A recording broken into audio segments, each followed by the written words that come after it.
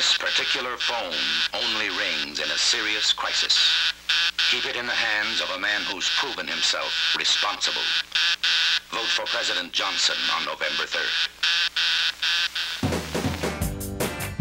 Only rarely do you have an election that redefines one or both parties and sets the tone for decades to come. That's 1964. Daddy, he knew that there were things that needed to be done in this country. As he said, now I have the opportunity and I'm going to make the most of it. Barry Goldwater was a jet-jawed, handsome Arizona senator and a conservative who spoke with clarity and decisiveness. A deeply principled man who would stand up to the Eastern liberal establishment and especially who would take a tough line in the Cold War. But appease an aggressor and eventually you'll have to go to war with him. The thing about Goldwater's rhetoric that scared people was that Goldwater would kick off a nuclear war. You didn't want Goldwater's finger next to that button. We have the guts to make our intentions clear. So clear they don't need translation or interpretation. Senator Goldwater was not the, quote, extremist, unquote, that he was painted. Some of the people behind him were, but he wasn't. In 1964, it was the grassroots in the Republican Party that changed the GOP forever. Almost the entire Republican establishment, either publicly or privately, abhorred Goldwater, didn't want him to be the nominee, and then really didn't support him when he became the nominee. It awoke a sleeping giant.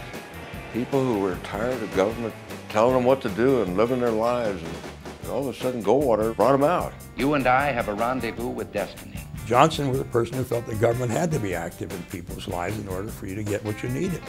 Private industry, private sector wasn't going to do all of it, couldn't do all of it. If you look at the raft of laws that he passed in the subsequent year or two, it's enormous. It's most of the fabric now of our social policy.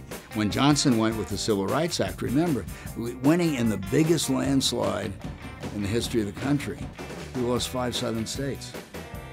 Certainly all the polarization we're talking about now has a lot to do with that realignment of the country, with the South becoming Republican. That '64 election really changed the country.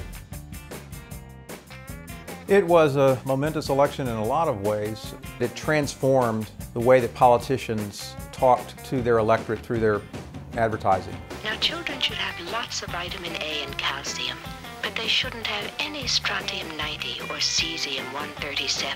The Daisy commercial was born. They kicked up the notch of dirty politics.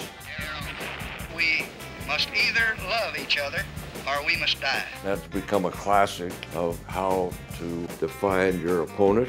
From that moment on, the amount of time, resources, and money that was spent on television ads just kept escalating. You look back at all the election maps and you see what really caused a realignment. What caused people to think differently about their partisan identification?